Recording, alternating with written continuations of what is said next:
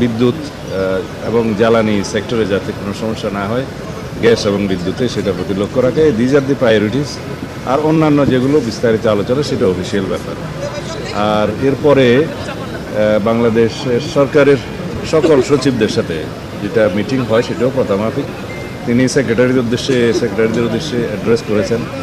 তাদেরকে তিনি বলেছেন যে জনগণ আমাদের ম্যানিফেস্টোর উপরে ম্যান্ডেট দিয়েছে, তো সুতরাং যেটা জনগণের ইচ্ছা পিপুলস উইল প্রাধান্য পাবে। সেই হিসাবে according to constitution, according to law of the country এবং according to the rules of business, secretary এবং অন্যান্য সরকারি কর্মকর্তা সবাই যাবে এবং সরকারের সেই ম্যানিফেস্টো বাস্তবায়নের জন্য তারা আন্তরিক হবেন সে আহ্বান জানিয়েছেন।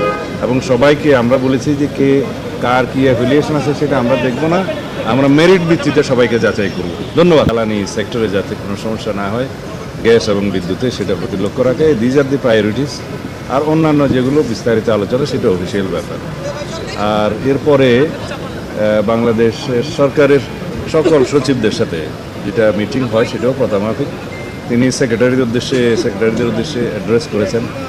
তাদেরকে তিনি বলেছেন যে জনগণ আমাদের ম্যানিফেস্টোর উপরে ম্যান্ডেট দিয়েছে, তো সুতরাং যেটা জনগণের ইচ্ছা পিপুলস উইল প্রাধান্য পাবে। সেই হিসাবে according to constitution, according to law of the country এবং according to the rules of business, secretary এবং অন্যান্য সরকারি কর্মকর্তা সবাই যাবে এবং সরকারের সেই ম্যানিফেস্টো বাস্তবায়নের জন্য তারা আন্তরিক হবেন সে আহ্বান জানিয়েছেন।